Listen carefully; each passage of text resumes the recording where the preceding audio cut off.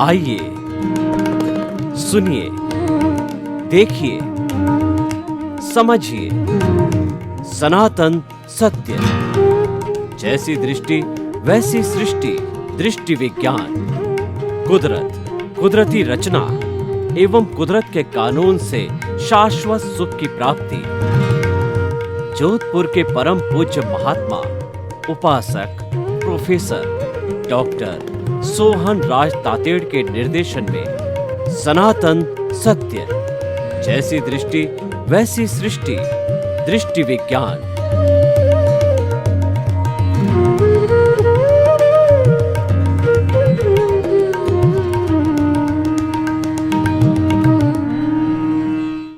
भाई और बहनों, मातृशक्ति को नमन। हमारे को व्यवहारिक जीवन जीने के सूत्र मिल रहे हैं, आध्यात्मिक जीवन जीने के सूत्र मिल रहे हैं। और बहुत बड़ा कोई साधक व्यक्ति है, चिंतनशील व्यक्ति है, मुमुक्षु व्यक्ति है, तो उसको भी मुक्ति का मार्ग मिल रहा है। यानी 100 बीमार एक अनार के जूस को 100 बीमारों को पिला दो तो सभी स्वस्थ हो जाते। इतनी ताकत है उस अनार के जूस में। सनातन सत्य में भी वही ताकत है कि वो हर वर्ग, हर मानसिकता के व्यक्ति को जो है झेलता है और उसके अनुरूप जो है उसको रास्ता बताता है। लेकिन सनातन सत्य मिलता कब है, ये मुख्य बात है। सनातन सत्य को देने वाले ज्ञानी पुरुष होने चाहिए। वो मात्र पुस्तकीय ज्ञान, शास्त्रों के ज्ञान से सनातन सत्य नहीं मिल सकता। वो अनुभव आधारित होता है, उसका ज्ञान दर्शन खुला होना चाहिए। तो ऐसे ज्ञान दर्शन खोले वाले स्वामी कमलेश्वरानंद जी साक्षात हमारे सामने विराजमान है। आप सभी की तरफ से उनके प्रति कृतज्ञता। जय सच्चिदानंद। जय सच्चिदानंद।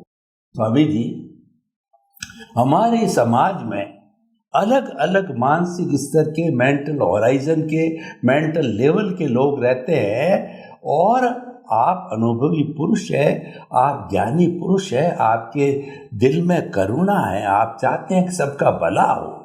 तो मैं आपसे एक प्रश्न करना चाहता हूँ। गांव का आदिवासी व्यक्ति, जहाँ पर कि वर्तमान का विज्ञान नहीं पहुँचा है, बिजली, सड़क, पानी भी नहीं पहुँचा है, और वो बेचारे आदिवासी का जीवन जीते, उनके बीच के अंदर हम जाएं या उनका कोई प्रतिनिधि मंडल आवे और वो आपके सामने सत्संग करना चाहे, तो आप क्या रास्ता उनको बताओगे? उनके पास में वो तो अनपढ़ है, अज्ञानी है, आदिवासी है, तो उनको आप कोई ऐसा रास्ता बताओ कि सहज, सरल, सुगम उनको प्राप्त हो रहा और वो उनकी पकड़ में आ जावे। तो ऐसे लोगों के लिए जो है सनातन सत्य का रास्ता बताइए। प्रश्न के लिए धन्यवाद और सभी श्रोताओं को मेरा नमस्कार। देखो, एजुकेशन एक प्रकार का ज्ञान है जिसको हम पढ़ाई के आधार से, डिग्री के आधार से प्राप्त कर सकते हैं। और जो व्यक्ति ने पढ़ाई लिखाई नहीं किया है मगर जीवन जी रहा है, वो अनुभव से भी बहुत कुछ सीख सकता है। और अनुभव के लिए शब्द ज्ञान की जरूरत नहीं है। ये डिग्री वगैरह कमर्शियल ज्ञान है। वो doctor, chartered accountant, lawyer, engineer, businessman या जॉबमैन बना सकता है, अच्छा इंसान नहीं बना सकता। तो इंसान बनने की मैच्योरिटी वो एक अलग चीज है, और डिग्री और स्टेटस मिलना, जॉब मिलना, पैसा मिलना, वो एक अलग सब्जेक्ट है। तो ऐसे पढ़े लिखे नहीं है, ऐसे अनपढ़ लोग, जो आपने कहा आदिवासी, वो आदिवासी को ये विज्ञान और जीवन जीने का रास्ता कैसे बताएं? हालांकि मैं ऐसा तो मानता हूं कि उनका पूरा जीवन संघर्षमय होता है। घर और घर की परिस्थितियां भी बिल्कुल, जिसे कहेंगे आप, आरामदायक नहीं होता है। बार बार घर और घर का हिस्सा टूट जाता है। बारिश से कहो, या उनकी दीवारें भी ऐसी पतली होती है, सीमेंट और ईंटों से नहीं बनी हुई है, तो बार बार टूटती जाती है। इसमें से ठंडी में हवा भी आती है और बारिश में वो और ज्यादा टूटने की या छत में से पानी गिरने की भी संभावना हो जाती है।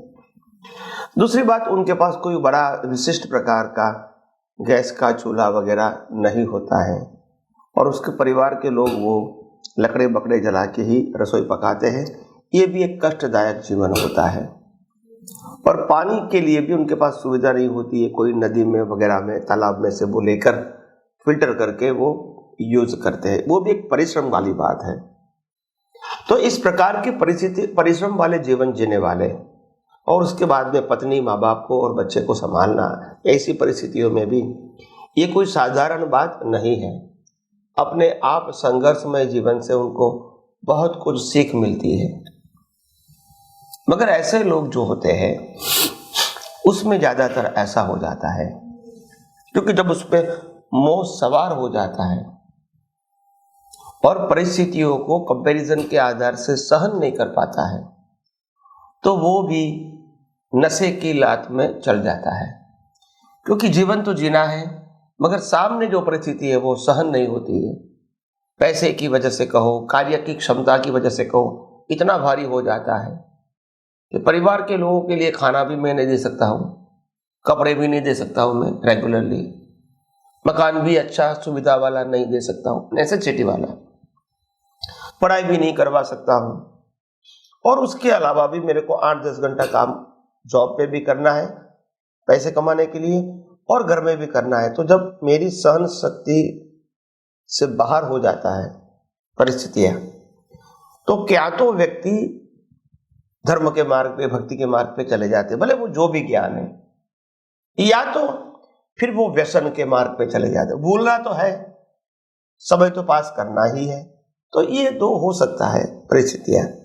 उसमें से हम आध्यात्म के आधार से उसको मार्ग बताना चाहे सरल भाषा में, तो हम यही कहेंगे इसको कि आपको अवस्था जो आती है और जाती है, उस अवस्थाओं में कैसे भी करके प्रयास करते रहो बिना तनाव, और वास्तविकता परिवार को बताते रहो कि ये सिचुएशन है, और खुद भी प्रयास करते रहो कि ये परिस्थिति में बदलाव आए। प्रयास भी करो और वास्तविकता बदलो, और थोड़ा धीरज से काम लो, या कोई बाह्य स्पीड या गुस्सा कोई काम में नहीं आएगा। तो धीरे धीरे उनकी सोच बदल देगी, उनकी परिस्थितियों को देखने की या पास करने की नजरिया बदलेगी, परिवार में शांति रहेगा, और ज्यादा कुछ स्वस्थता से सोच सकेंगे, और धीरे धीरे वो धर्म के मार्ग में, भक्ति के मार्ग में आगे जाके आध्यात्म के मार्ग में भी आ सकता है, अगर स्थिरता होती है, आंतरिक मानसिक स्थिरता होती है तो। मगर मैंने कहा कि ये सब अभियान है और लंबे समय की धीरज की बात है। ये कोई इंस्टेंट नहीं बनता है। और मैं समझता हूँ हर व्यक्ति के लिए, चाहे भगवान श्री राम कहो, भगवान श्री कृष्ण कहो और भगवान श्री महावीर कहो, अगर मुक्ति का मार्ग का उसको ज्ञान मिला होगा, वो भी कितने अवतारों के बाद फुलफिल हुआ है। ये कोई चमत्कार, सुना समझा, पालन करने का प्रयास किया, फेल हुए, फिर लाइफ बनी, फिर सुना समझा, पालन करने का प्रयास किया, फिर फेल हुए, ऐसे करते करेक्शन करते करते धीरे धीरे आगे बढ़ते हैं, एक दिन उनका गोल पूरा होता है। तो ये प्रक्रिया है और प्रक्रिया को माननी पड़ेगी, मगर प्रक्रिया को धीरज के साथ मानो, जल्दबाजी मत करो। ये दुनिया किसी व्यक्ति के कंट्रोल से नहीं चलती है। एक बात ध्यान रख लो, आपकी भावना, आपकी नीयत अच्छी हो सकती है, आपकी जरूरत भी नेसेसिटी हो सकती है, हम मानते हैं, मगर इसीलिए उनका रिजल्ट आ ही जाएगा ये जरूरी नहीं है। इसलिए पेशेंस, धीरज रखना बहुत जरूरी है। सामाजिक जीवन में, धार्मिक जीवन में और आध्यात्म में भी धीरज रखना बहुत जरूरी है। और बाह्य परिस्थितियों में वेट एंड वॉच। हमारी मर्जी से संजोग नहीं बनते हैं। ये भी मत समझो कि हम एजुकेटेड है, पैसे वाले हैं, साधन वाले हैं, इसीलिए घर में शांति होगी ही, ये जरूरी नहीं है। सब कुछ होते हुए भी अशांति होती है क्योंकि अंडरस्टैंडिंग नहीं है, क्योंकि इच्छाएं बहुत हैं, क्योंकि हर व्यक्ति की व्यक्तिगत इच्छाएं होती है। एक परिवार में 6 लोग हैं तो 6 व्यक्तियों की व्यक्तिगत इच्छाएं भी होती है। नेसेसिटी प्लस इच्छा, तो सभी व्यक्तियों की इच्छा पूरी करना ये पॉसिबल नहीं होता है परिवार में। मगर शांति से, धीरज से काम लेना है और समय के ऊपर छोड़ना है। पैरेलल प्रयास भी चालू रखना है और इतना शांति से आप काम लो ताकि आपके परिवार के लोग भी आपसे कुछ सीखें, बिना बोले। आपका जीवन ही उनके लिए मैसेज बन जाए, केवल शब्द नहीं, जीवन। अगर मैं अपने जीवन में फटे फटे कपड़े पहनता हूँगा घर के अंदर, बाहर जाऊँगा तो ठीक कपड़ा पहनूंगा, मगर पैसा नहीं है तो घर में नहीं पहनूंगा क्योंकि मेरे पास और ज़्यादा कपड़े लाने का पैसा नहीं है, तो मैं फटा भी पहनूंगा, कपड़े ऊपर का नीचे का फटा हुआ भी पहनूंगा। और बच्चे को कहूँगा नहीं मैं तो स्वस्थ हूँ, ठीक हूँ, आप धीरे धीरे आगे बढ़िए, पढ़ाई में आगे बढ़िए, जॉब में आगे बढ़िए, मैं आपके सपोर्ट के लिए तैयार हूँ।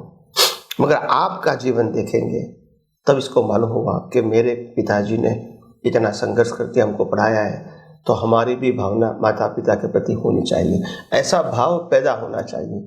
ये जबान से नहीं होता है, ये आपके प्रैक्टिकल जीवन को देख के होता है। कई सारी शिक्षा ऐसी भी होती है कि हम देख कर अनुभव कर सकते हैं और इसको फॉलो कर सकते हैं। हर बातों में जबान होना जरूरी नहीं है। जैसे हमने भी अपने माँ बाप को देखा था, संघर्षमय जीवन, 10 व्यक्ति घर में थी और 1 व्यक्ति की कमाई, और हमारे सभी बहनों भाइयों के अंदर 1-1.5 साल का अंतर था। तो इतने लोगों का कपड़ा, 100 रुपया की कमाई, 10 लोगों का खाना, उसमें सब कुछ प्रोवाइड करना ये इजी नहीं था। मगर उनका संघर्ष भी था और माँ बाप की शिक्षा भी थी। ऐसा भी नहीं कि वो खाना वाना नहीं देते थे, कपड़े वपड़े नहीं देते थे, मौज शौक नहीं था, नेसेसिटी प्रोवाइड करते थे कि भाई ड्रेस लाना है स्कूल में तो ड्रेस तो लाना ही पड़ेगा, मगर मीडियम क्लास का लाते थे। उसके अलावा नाश्ता वास्ता तो उस समय देते नहीं थे, पैसे भी नहीं थे, घर पे आके खाना खाओ बस 2 टाइम। और वहाँ यात्रा वात्रा होती थी तो भी पैसा नहीं देते थे क्योंकि है ही नहीं तो फिर क्या करें। और कपड़े भी एक दूसरे के पहनते थे, किताब भी एक दूसरे की यूज़ करते थे ताकि कम से कम पैसे में हम आगे बढ़े। तो ये कुछ सीखा भी, और माँ बाप के जीवन से हमने उनके पास से भी कुछ सीखा, उनके जीवन से भी सीखा। वो सरल रहते थे, शांत रहते थे, परिश्रमी रहते थे, कम खर्चे में कैसा जीवन जिया जाता वो सोचते थे, लग्जरी लाइफ नहीं। अगर हमको कोई चीज़ जैसे कि वेजिटेबल्स है यहाँ मिलती है, मगर यहाँ से आधा घंटा जाओगे तो हमको 25% लेस मिलती है, तो वहाँ जाके लेना। कभी ऐसा होता है कि सुबह की सब्जी जो मिलेगी और शाम को कम भाव में मिलेगी क्योंकि वो उसको निकाल देना है, दूसरे दिन नया लेना है, तो शाम को सस्ती मिलती, तो हमको शाम का टाइम एडजस्ट करना पड़ेगा। तो ये कुछ सिखाया उन्होंने। जीवन तो जीना है और जिस प्रकार की कंडीशन है उसी में ही जीना है। वो फरियाद करने से कोई मतलब नहीं है, उनमें से ही रास्ता निकालना है, स्वस्थता से। क्या ये परिस्थिति में क्या अच्छा हो सकता है वो रास्ता निकालना है और दिमाग एकदम शांत रखना है। तो ऐसे करके हम ऐसे व्यक्तियों को भी सिखा सकते हैं, समझा सकते हैं प्रैक्टिकल लाइफ में। और दूसरी बात, भले व्यक्ति गरीब होती है मगर महापुरुषों की बातें अगर सुनता रहता है और महापुरुषों के जीवन को पढ़ता रहता है कैसे भी करके, तो मैं समझता हूँ कि इंटरनल मॉरल सपोर्ट उनको मिलता रहेगा कि ऐसे महापुरुष भी इसी परिस्थिति में गुजरे थे और तभी महान बने। तो ये भी मेरे जीवन का एक हिस्सा है, ये कोई अल्टीमेट ट्रूथ नहीं है। मैं भी आगे जाके अच्छा काम कर सकता हूँ, मगर आज मैं उस परिस्थिति को स्वीकार करता हूँ और उसमें एडजस्ट होकर जीना चाहता हूँ। तो ऐसे करके समग्रतया ऐसे साधु संत के परिचय में रहना, महापुरुषों के जीवन चरित्र को पढ़ना, बार बार याद करना, बच्चों को समझाने की कोशिश करना, परिवार पति पत्नी को समझाने की कोशिश करना, ऐसे करते करते हम धीरे धीरे सामाजिक, धार्मिक और आध्यात्मिक जीवन में सोच समझ के आगे बढ़ सकते हैं। स्वामी जी, आपका बहुत बहुत धन्यवाद। आपने ये बताया कि जो कम पढ़ा लिखा, अनपढ़, आदिवासी और कम साधना वाला व्यक्ति है, उसको भी अच्छा जीवन जीने के सूत्र सनातन सत्य दे सकता। वो सूत्र ये है कि जो कुछ सुबह से शाम उसके साथ घटित हो रहा है, कैसी भी परिस्थितियाँ, खाने को नहीं है, कम है, ज़्यादा है, साधन नहीं है, तो उसको सोचना चाहिए यह भी चला जाएगा। ये जाने के लिए आया है, मेरा सुख जा रहा है, मेरा दुख जा रहा है, ये तो हर एक समझ सकता है। सुख दुख को तो हर जीवित प्राणी समझता है, यह भी चला जाएगा, यह भी चला जाएगा। ऐसी ट्रेनिंग देंगे तो ट्रेनिंग देते देते वो उसमें धैर्य की भावना पैदा होगी, सहनशीलता की भावना, तो उसके जीवन से उसके परिवार के दूसरे सदस्य ऑटोमेटिकली समाधान पाएंगे। और जब ये स्थिति आती है, ये क्या है? ये कुदरती रचना देखने का एक, कहना चाहिए कि प्रैक्टिस है, पुरुषार्थ है। और दूसरा, उसमें मोटे मोटे तौर पे ये धार्मिक जो हम संस्कार देख सकते हैं कि देखिए, भगवान होता है, ईश्वर होता है, और ईश्वर सर्वगुण संपन्न होता है। वो सबके दुखों को दूर करता है, मेरे दुखों को भी दूर करेगा। तो धीरे धीरे ईश्वर की परिकल्पना उसको बताएंगे। वो क्या है? वो अपने अस्तित्व में रहना, वही तो बात है। तो हम उसको उसके प्रकार से, चीज वही है, सिद्धांत वही है, लेकिन उसका लेवल कैसा है, उस लेवल से उसको समझाते समझाते, ट्रेनिंग देते देते पारंगत कर सकते हैं। स्वामी जी, आपका बहुत बहुत धन्यवाद, आपके प्रति कृतज्ञता। स्वामी जी, देखिए कि अभी हमने तो बात कही कि जो लोग बेचारे बहुत कम पढ़े लिखे लोग हैं, उनमें तो परिवर्तन लाना ज़्यादा सरल है। लेकिन आज के लोग देखिए, बड़ी बड़ी डिग्री धारी, एक एक पास में कई से कई बड़ी डिग्रियां हैं, बड़ी बड़ी पोस्ट हैं, बड़ा बड़ा पैसा कमाते हैं, बड़े बड़े प्रोफेसर हैं। उनकी मानसिकता को देखो तो उनके अंदर इतना अहंकार भरा पड़ा है कि मैं तो सब जानता हूँ, मैं खुद किसी को बता सकता हूँ। यानी वो भरे हुए घड़े हैं। देखिए, समाज है, दुनिया है, सभी तरह के लोग खाली भी होते हैं, भरे हुए भी हैं। तो उन भरे हुए घड़ों के अंदर किस तरीके से हम सनातन सत्य, ये दूसरा रूप है उसका। एक बॉटम हमने देखा, ये टॉप वाला लेवल है, उनमें भी हमको सनातन सत्य पैदा करना है, अपने अनुभव को पहुंचाना है, क्योंकि हमारा लक्ष्य है अल्टीमेट रियलिटी को बताना। तो ऐसे लोगों तक जो है हम कैसे सनातन सत्य पहुंचावें, उनको कुदरत के कानून के बारे में बतावे, कृपया वह भी मार्गदर्शन दीजिए। प्रश्न के लिए धन्यवाद। देखो, पढ़े लिखे लोगों के पास व्यवहारिक ज्ञान तो होता है, पर पैसा कमाना, पैसा का यूज करना, फैसिलिटीज प्राप्त करना, ये भी ज्ञान उनको होता है। मगर पैसे वाले व्यक्ति या पढ़ाई लिखाई वाले व्यक्ति या डिग्री वाले व्यक्ति या स्टेटस वाले व्यक्ति की कमी क्या होती है? ईगो, अहंकार। और ये अहंकार बीच में आ जाता है और अहंकार सब कुछ बिगाड़ देता है।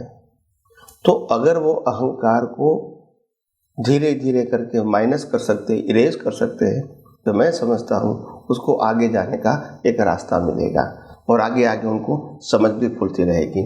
जैसे जैसे हम आगे जाएंगे तो और भी बातें करते स्वामी जी, आपका बहुत बहुत धन्यवाद। आपने गागर में सागर भरा।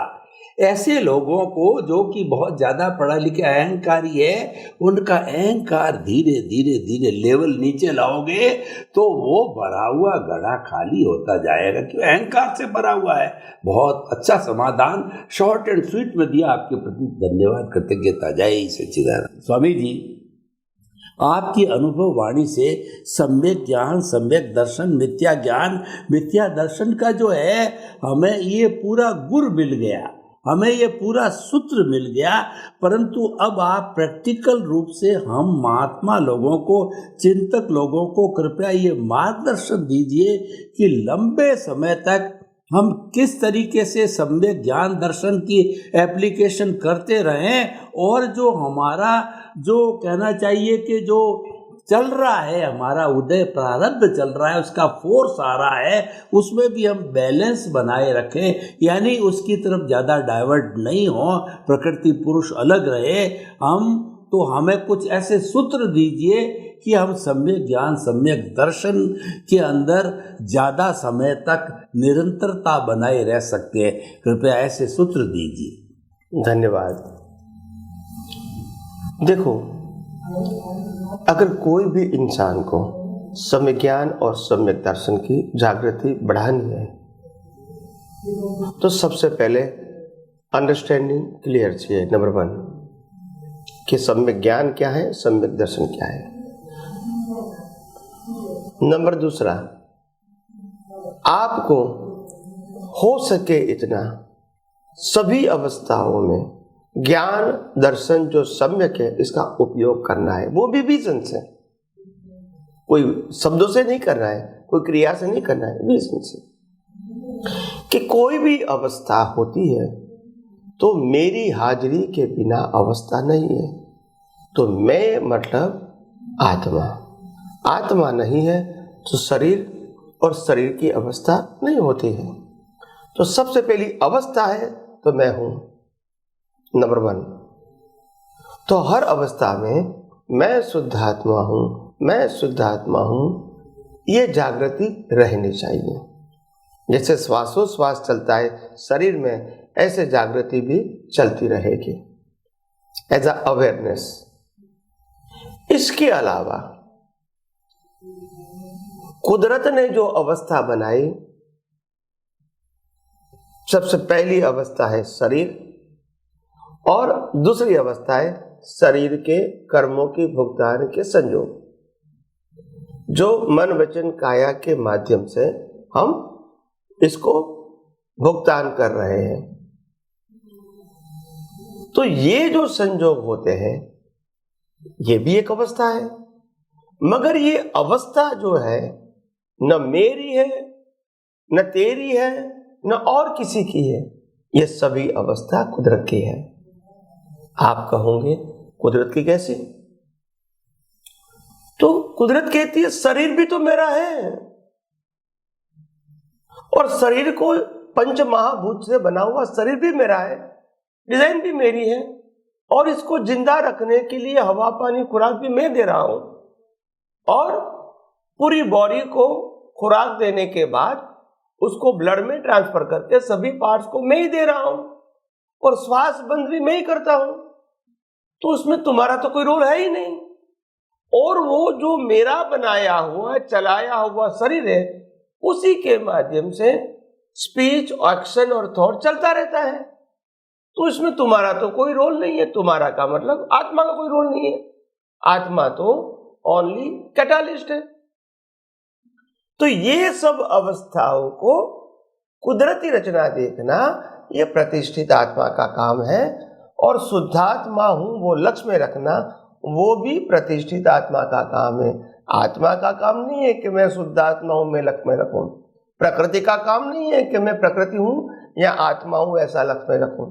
ये प्रतिष्ठित आत्मा का काम है, जो शरीर भी नहीं है, आत्मा भी नहीं है, इन बिटवीन है, जो इसको लाइव ईगो कहते हैं, जो पुरुषार्थ करने वाला है।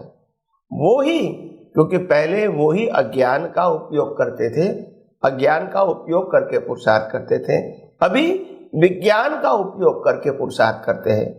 पहले बंधन का पुरुषार्थ करता था, अभी सेपरेशन का पुरुषार्थ करते हैं। सेपरेशन का मतलब होता है मैं और मेरे साथ जुड़ी हुई सभी अवस्था। तो मैं तो चेतन हूं, बाकी जो मेरे साथ जुड़ी हुई अवस्था है, शरीर, संयोग, ये सब कुदरती रचना है। तो ये अवस्थाओं को कुदरती रचना देखना और शुद्धात्मा में रहना, ये प्रैक्टिस की बात है। ये प्रैक्टिस इसीलिए सिंपल है क्योंकि ये प्रैक्टिस में कोई ऑप्शन नहीं है। कोई भी अवस्था, स्थूल, सूक्ष्म या वाणी की, हमारी या दुनिया के कोई भी व्यक्ति की कुदरती रचना ही है। आपको तो देखना है, ऐसा नहीं कि इतनी अवस्था कुदरती रचना है, इतनी अवस्था कुदरती रचना नहीं है, ऐसा नहीं है। सभी अवस्था कुदरती रचना है। तो आपकी दृष्टि तो एक ही होनी चाहिए। चाहे मन में विचार आए वो भी कुदरती रचना, जबान से निकले वो भी कुदरती रचना, एक्शन हो जाए वो भी कुदरती रचना, सामने वाले व्यक्ति के मनोवचन काया वो भी कुदरती रचना, और दुनिया की कोई भी व्यक्ति के मनोवचन काया वो भी कुदरती रचना है।